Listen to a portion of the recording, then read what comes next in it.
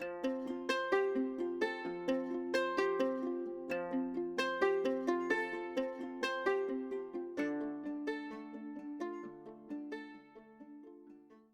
folks, Joshua Flournoy here, wanting to talk about tillable land values in Southern Iowa.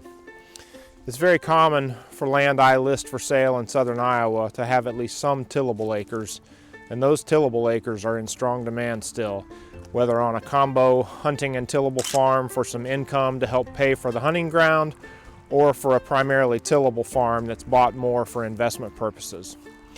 On average, Southern Iowa generally has the poorest tillable soils of any major region in the state.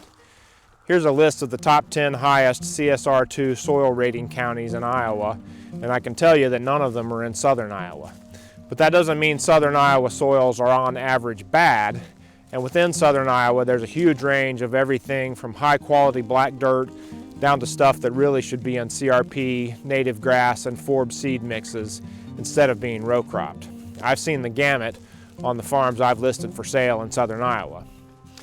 Now, there's more than a few variable factors that go into determining the value of tillable land in Southern Iowa, and I want to run through some of those and provide some general comments and context as to how they can affect the value of your Southern Iowa tillable ground.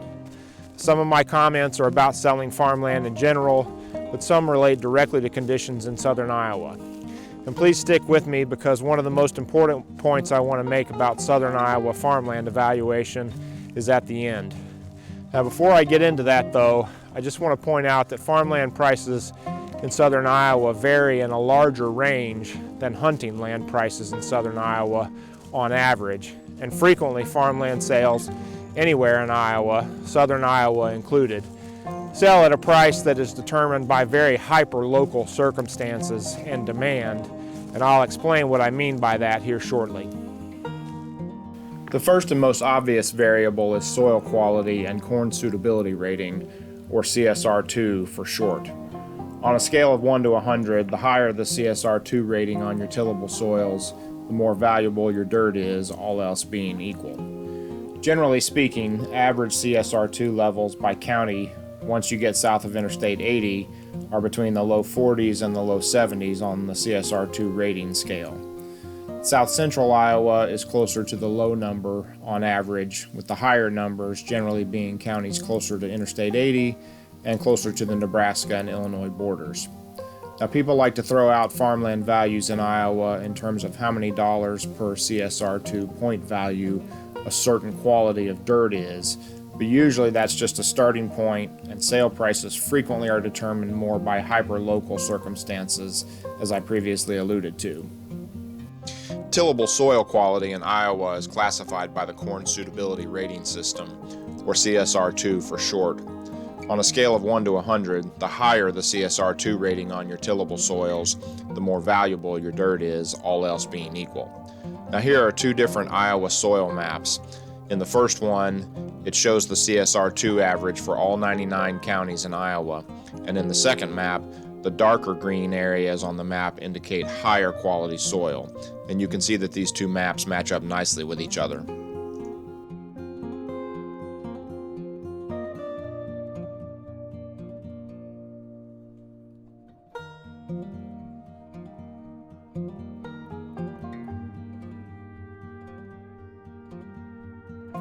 Percentage of tillable acres is another important factor, and even though it's pretty common sense, it's still worth noting that how your tillable acres are valued for sale by a farmer or a farm investor depends a lot on what percentage of your property is tillable and what percentage is not tillable because it's in woods, waterways, or something else. Now, each farmer has his own threshold for value, so there's no set percentage, but farmers don't tend to pay good money for parts of a property that they can't plant in crops. So even if you have some very high quality tillable soil acres on your property, if it's barely a majority of the acres or less, then the land is more likely to be of interest to someone who wants hunting land with income on it, rather than farmers who want to buy it as a farm investment. How strong of a farm neighborhood you're in can affect the value of your tillable land if you put it up for sale. If you're in a farm-heavy neighborhood with farmers on every corner, it can put your tillable acres at a premium value. But if you're in a neighborhood with relatively little farmland and few farmers, the value of your tillable acres might be affected to the downside. Hyperlocal circumstances are an important factor and can range for everything from local farmers who know privileged information about the condition or history of the land for sale, either good or bad, to length of time since the land last came up for sale could be a factor, neighboring landowner situations. One unspoken thing that is likely a factor is sometimes neighboring farmers don't want to bid against the existing farm tenant on the property, who they may be friendly with and who may be interested in buying the land himself.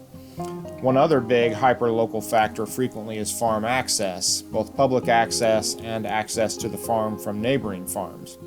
I went to a farm auction in south central Iowa in spring of 2023, and some tillable land that likely should have sold for under $8,000 an acre ended up selling for around $13,000 an acre because two neighboring farmers both wanted the piece because it would vastly improve the public road access to the farms they each individually already owned.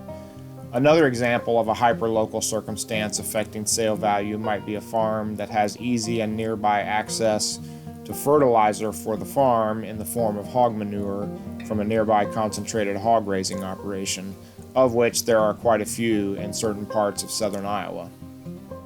The location of the tillable land in relation to the nearest drop-off point for selling the crop can definitely be a valuation factor to consider. Another important factor is tile and terracing. Whether or not a farm has drain tile if it's a flatter farm, or terracing if it's hillier, can have a big effect on crop yields and therefore can also have a big effect on sale value. Now, southern Iowa is pretty hilly in a lot of areas, and so terracing can be a pretty big deal in soil conservation and prevention of erosion. And speaking of erosion, that's my next point.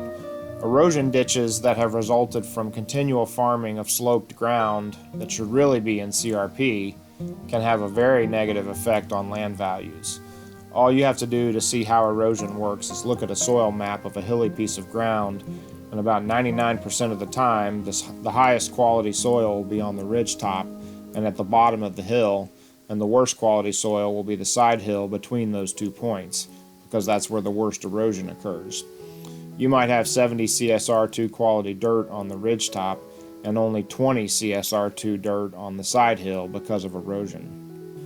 Tillable ground that's in a flood zone frequently has very high quality soil, but it also carries a certain amount of risk of losing a crop, either from a flood event or the risk of lower yields because of getting the seed in the ground late in a wet year and that bottom ground stays wet longer. That moisture retention capability in bottom ground is great for the crops in a dry summer, but not so great in a wet spring. So owning flood zone tillable ground is a high risk, high reward proposition, but some potential buyers don't want the risk. So if your tillable land is in a flood zone, that can affect the sale value. The last point that I want to make may also be one of the most important points, and it has to do with using comparable sales data to help determine likely sale value for farmland in southern Iowa. Now remember what I said earlier about how there is much smaller quantity of farmland in southern Iowa than in central and northern Iowa?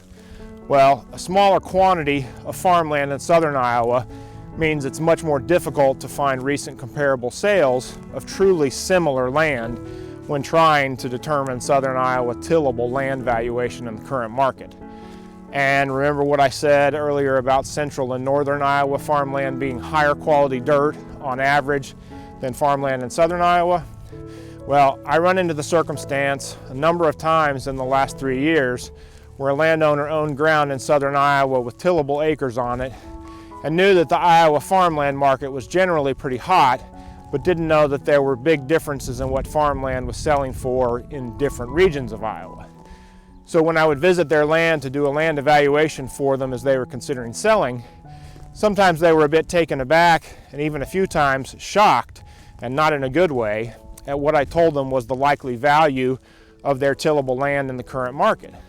Now, it's hugely important to consider the differences in CSR2 soil quality when making comparisons between farmland values in different areas of Iowa. 45 CSR2 quality soil in Decatur County isn't going to bring nearly the sale value as 85 CSR to quality soil in Dallas County, just because they're both Iowa farmland. And there can be a big difference in value and similar soil quality just because it's in different areas of the state. 45 CSR2 dirt in Jackson County in eastern Iowa is going to sell for more than 45 CSR2 dirt in Appanoose County in southern Iowa for several reasons. 75 CSR2 dirt in O'Brien County in northwest Iowa is going to sell for more than 75 CSR2 dirt in Lucas County in south central Iowa, again for several reasons. So just keep this point in mind if you own tillable land in southern Iowa and are looking to determine potential sale value of that land by comparing it against other Iowa farmland sales in general. You may not be getting an appropriate and useful comparison unless you're comparing against very similar land in the same area of the state where your land is. So that's all I've got for you now. Hopefully y'all have learned something. Check back soon for more videos, and y'all have a great week.